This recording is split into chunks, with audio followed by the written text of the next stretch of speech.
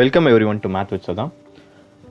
So இந்த வீடியோவில் என்ன பார்க்க போகிறோம் அப்படின்னா டிஎன்செட் 2024 மேத்தமெட்டிக்கல் சயின்ஸோட எக்ஸாம் வந்து லாஸ்ட் 9th அன்னைக்கு நடந்திருந்தது, சண்டே மார்ச் 9th அன்னைக்கு. ஸோ அதோட ப்ரொவிஷனல் ஆன்சர் கீ 13th அன்னைக்கு விட்டுருந்தாங்க.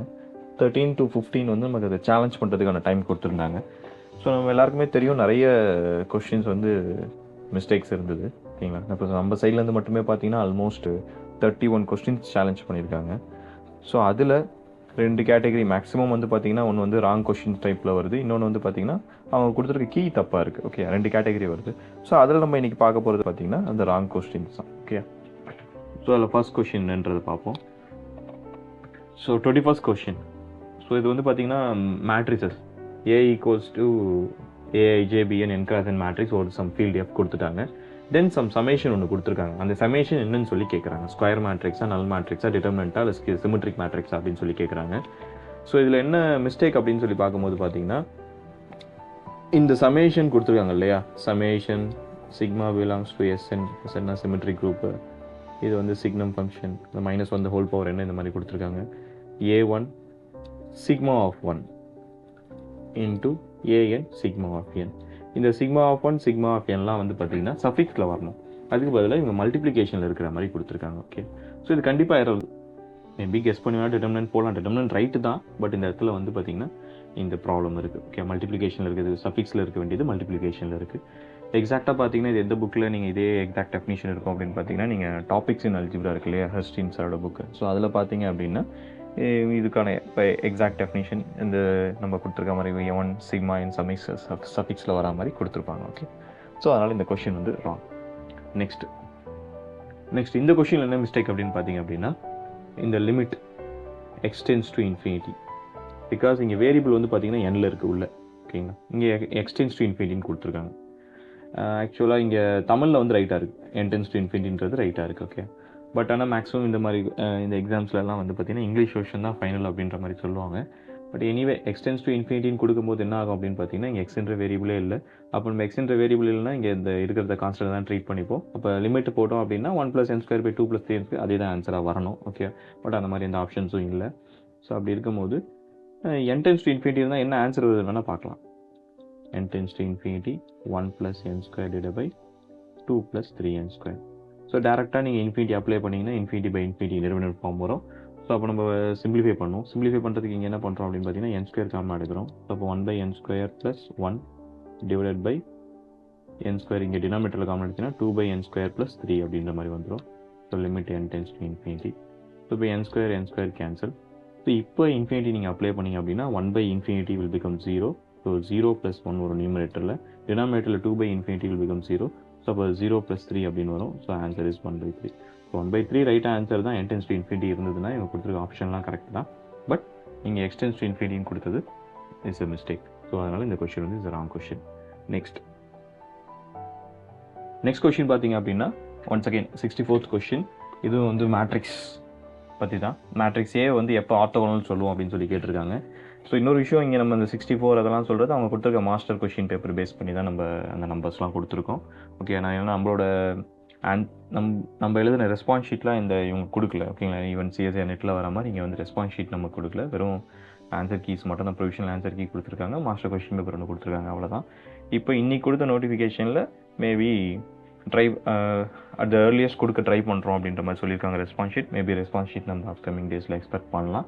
பட் இங்கே நம்ம கொடுத்துருது எல்லாமே இந்த நம்பர்ஸ், கொஷின் நம்பர் எல்லாமே வந்து பார்த்திங்கன்னா அந்த மாஸ்டர் கொஷின் பேப்பர் பேஸ் பண்ணி தான். ஓகே, சரி.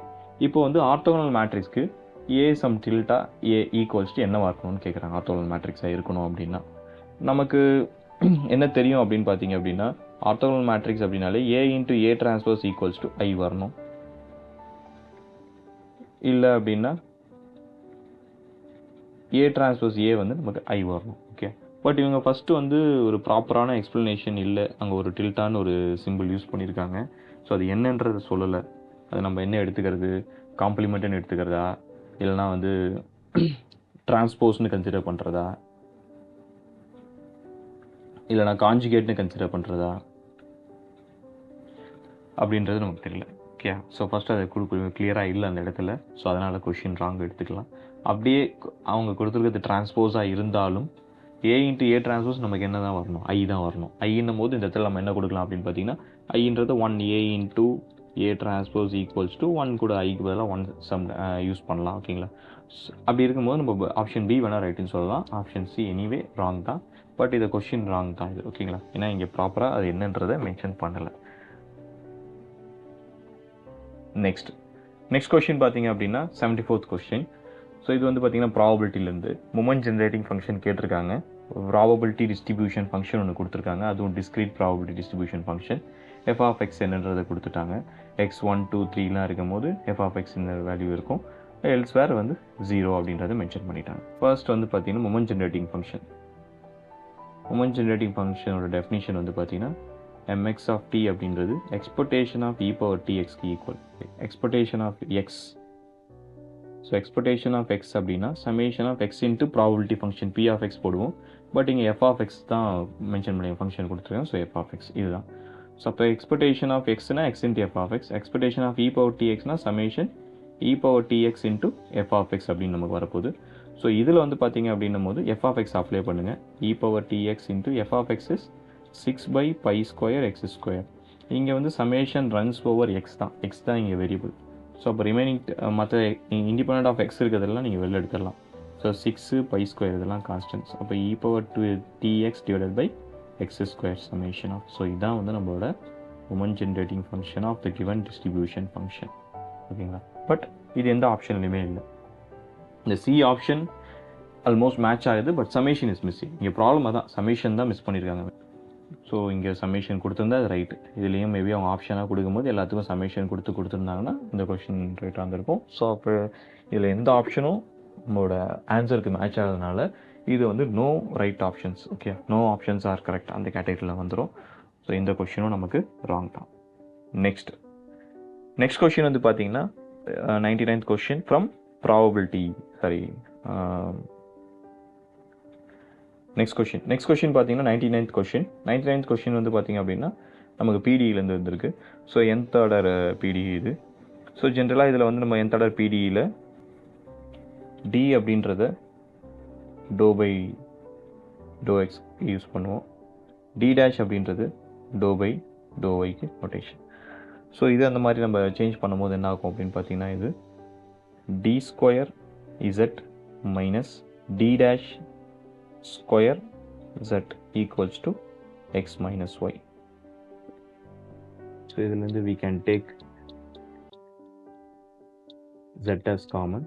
So இந்த ஃபார்மேட்டில் வந்து ஸோ இப்போ இது எந்த ஃபார்மேட்டில் இருக்குதுன்னு பார்த்தீங்கன்னா f of d, d dash அப்படின்றது இந்த f இது equals to capital F of x, y, some function of x, y. நமக்கு வந்து காம்ப்ளிமெண்ட்ரி ஃபங்க்ஷன் தான் கேட்டிருக்காங்க. ஸோ காம்ப்ளிமெண்ட்ரி ஃபங்க்ஷன் கேட்கும்போது நமக்கு இது எதுவுமே இந்த ரைட் ஹேண்ட் சைடில் இருக்க ஃபங்க்ஷன் பற்றி நமக்கு எதுவும் யூஸ்மே இல்லை.